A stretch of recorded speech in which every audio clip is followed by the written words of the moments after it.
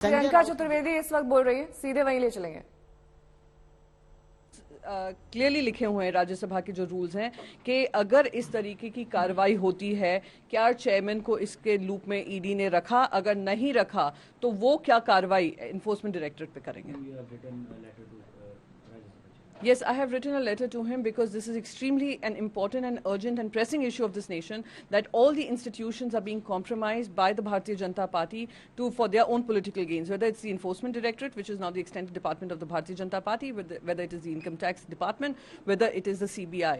And arresting a floor leader of Shiv Sena at a time when Parliament is in session, not allowing him to do his parliamentary duties. And as per the rules and regulations, he should have been kept informed. In case that has not been done, what action is he going to be taking? This discussion needs to happen on the floor of the House.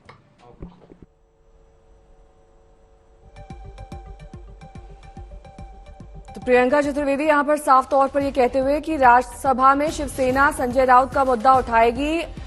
आखिरकार क्यों बेजा इस्तेमाल और बदले की कार्रवाई के तहत जांच एजेंसियों का इस्तेमाल किया जा रहा है, ये भी सवाल राज्यसभा में उठाया जाएगा शिवसेना की ओर से। और तमाम आरोप यहां पर ईडी पर लगाते हुए प्रियंका चतुर्वेदी पार्टी के दिए हुए स्क्रिप्ट अनुसार ईडी चल रहा है, वो बहुत ही निंदनीय है। मैं उनको एनफोर्समेंट डायरेक्टरेट अब नहीं कहूंगी, मैं उनको extended department of Bharatiya Janata party कहूंगी। 2014 से जिस तरीके से विपक्ष का गला घोटने की, आवाज दबाने का काम हो रहा है उनके तहत, वो निंदनीय है। और मैं कहती हूं कि सभी लोगों को इसके लिए उठकर आवाज उठानी चाहिए। आज ये लोग सरकार में हैं और जिस तरीके से ईडी बिल्कुल उनकी सेवा में लगा हुआ है, तत्पर दिख रहा है, उसी तरीके से आने वाले समय में इन सारे इंस्टीट्यूशंस कॉम्प्रोमाइज होंगे और इंस्टीट्यूशंस का कॉम्प्रोमाइज होना देश के संविधान के लिए, प्रजातंत्र के लिए हानिकारक है। ईडी कह रही है कि करीब 11.5 लाख रुपए अनअकाउंटेड कैश, 11.5 लाख रुपए अनअकाउंटेड कैश अगर है तो उसका ब्यौरा दे दे।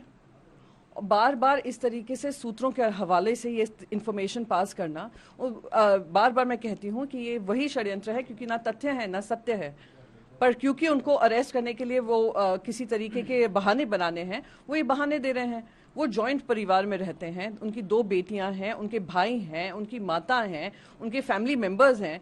अगर एक पूरे जॉइंट फैमिली में इतना थोड़ा कैश पाया जाता है, वो कहाँ से अनअकाउंटेड हो जाता है? Everything is accounted for. We are not going to be scared.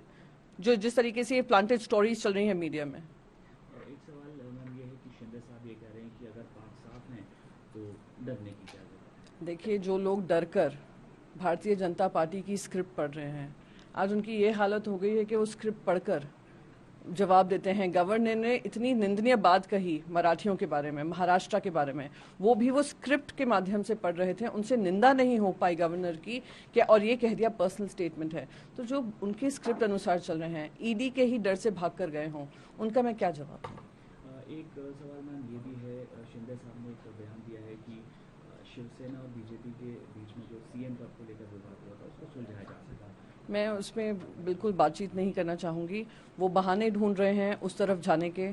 सब जानते हैं ईडी, सीबीआई, आईटी का इस्तेमाल कर उनको उस तरफ लिया गया है, उनके खुद के पर्सनल एम्बिशन से, जिसकी वजह से उन्होंने पक्ष प्रमुख श्री उद्धव बाला साहेब ठाकरे जी के पीठ में खंजर घोंपा है।